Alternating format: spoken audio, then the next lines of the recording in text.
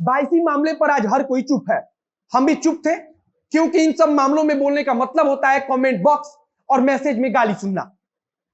होता क्या है कि अगर कोई अपराधी को अपराधी बोले तो भी कई लोगों को बुरा लग जाता है, और ऐसा सिर्फ इस मामले में नहीं बल्कि हर मामले में होता है। चाहे मामला कोई भी हो, हम उसे जाति और धर्म के आधार पर बांटते हैं और फिर किसी एक पक्ष से हमारी सहानुभूति हो जाती है। हमें नहीं मतलब होता कि गलती किसकी है, हमें मतलब होता है तो सिर्फ उनकी जाति और धर्म से। आज 4-5 दिन बीत जाने के बावजूद मझुआ गांव में हुए इस घटना में कितना कार्रवाई हुआ है, उसका अगर कोई रिकॉर्ड, डेटा या फिर जानकारी होती तो हम जरूर देते। हमें अफसोस के साथ कहना पड़ रहा है कि हमारी सरकार दंगाइयों के आगे इतनी मजबूर है कि किसी की हत्या होने के बावजूद सरकार अपनी तरफ से कार्रवाई करके कोई जोखिम लेना नहीं चाहती है। एक बार फिर कहेंगे कि धर्म और जाति वाले चश्मे को उतार दीजिए और इसे सिर्फ और सिर्फ कानून व्यवस्था और अपराध समझकर देखिए। मामले को जानिए और सोचिए कि क्या 19 और 20 मई की रात को 22 थाना के अंतर्गत आने वाले मझुआ गांव में जो हुआ वो गलत था कि नहीं। अब अनुसूचित जाति आयोग की टीम वहां पहुंच रही है, लेकिन क्या महिलाओं के साथ जो हैवानियत की गई है उसकी भरपाई हो पाएगी? नमस्कार, मेरा नाम है मोहित कुमार सिंह और आप देख रहे हैं जनता जंक्शन का विशेष कार्यक्रम एक्सप्लेनर। सबसे पहले पूरी कहानी सुन लीजिए, और कहानी सुनने के पहले इतना जान लीजिए कि उस क्षेत्र में ऐसा अक्सर होता रहा है और पहले भी कई प्रकार की घटनाएं सामने आई हैं।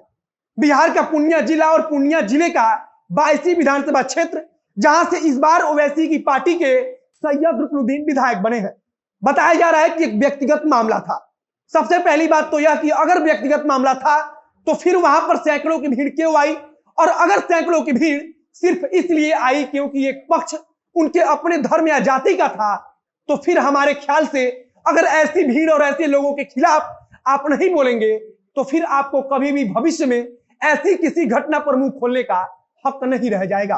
पूरी कहानी यह है कि रात को बड़ी वारदात होने के पहले हल्की मारपीट हो चुकी थी और इस मारपीट को स्थानीय प्रशासन की मदद से शांत भी करा दिया गया था।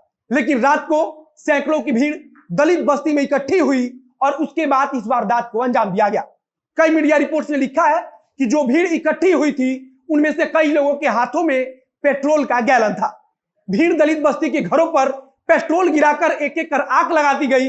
जो भीड़ वहां पहुंची थी वह पूरी तैयारी के साथ गई थी और इसका प्रमाण है कि उनके हाथों में लाठी, डंडा और पेट्रोल के साथ साथ तलवार भी था। घरों में आग लगाया गया और फिर कई लोगों को मारकर घायल किया गया। इतना ही नहीं, घरों में रहने वाली महिलाओं के साथ भी बदसलूकी हुई और इस घटना में कई महिलाएं जलने के कारण घायल हो गई। अब हमने आपको बताया कि उस गांव में सैकड़ों लोगों को इकट्ठा कर लाया गया था, तो फिर आखिर इतने लोगों को इकट्ठा कैसे किया गया उसकी भी कहानी सुन लीजिए।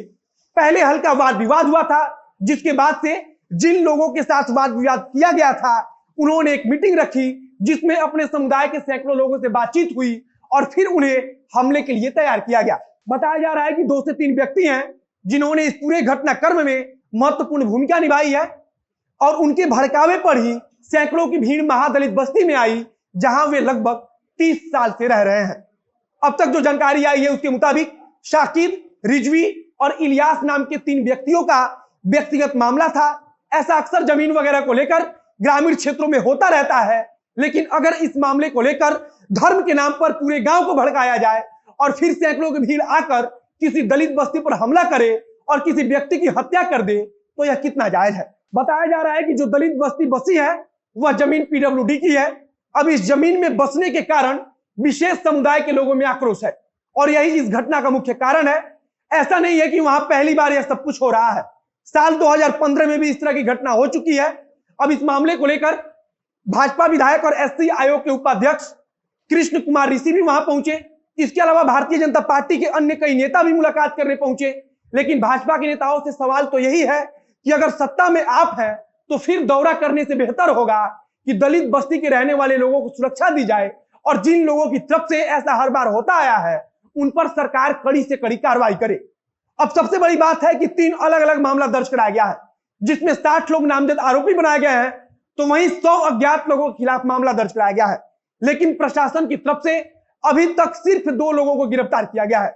भाजपा विधायक कृष्ण कुमार ऋषि ने खुद कहा है कि प्रशासन सिर्फ खाना पूर्ति कर रहा है, लेकिन अगर विधायक जी की पार्टी सत्ता में है तो फिर वो अपने बड़े नेताओं से यह सवाल क्यों नहीं पूछते कि आरोपियों पर कार्रवाई क्यों नहीं हो रही है। हालांकि उन्होंने कहा है कि वे जल्द ही इस पूरे मामले की रिपोर्ट आयोग को भेजेंगे और सरकार से पीड़ित परिवारों को मुआवजा देने की मांग करेंगे। उप मुख्यमंत्री साहब भी सिर्फ भरोसा दिला रहे हैं। अब सबसे बड़ा सवाल उन लोगों से है जो हर बात में दलित और महादलित का नाम लेकर सड़क पर उतरकर उत्पात मचाते हैं, लेकिन आज चुपचाप अपने घरों में बैठे हुए हैं। हर समय दलित के नाम पर मलाई खाने वाले नेता क्यों नहीं अपना मुंह खोल रहे हैं? चलिए हमने आपको पूरा मामला बताया है और आगे प्रशासन की तरफ से क्या कुछ कार्रवाई होगी उसे भी बताते रहेंगे। वीडियो को ज्यादा से ज्यादा शेयर कीजिए। फेसबुक पर देख रहे हैं तो पेज को लाइक कीजिए और अगर यूट्यूब पर देख रहे हैं तो चैनल को सब्सक्राइब कीजिए। मिलते हैं फिर बहुत जल्द अगली वीडियो में। कैमरे के पीछे खड़े हैं अंकित शर्मा और मैं मोहित कुमार सिंह। धन्यवाद।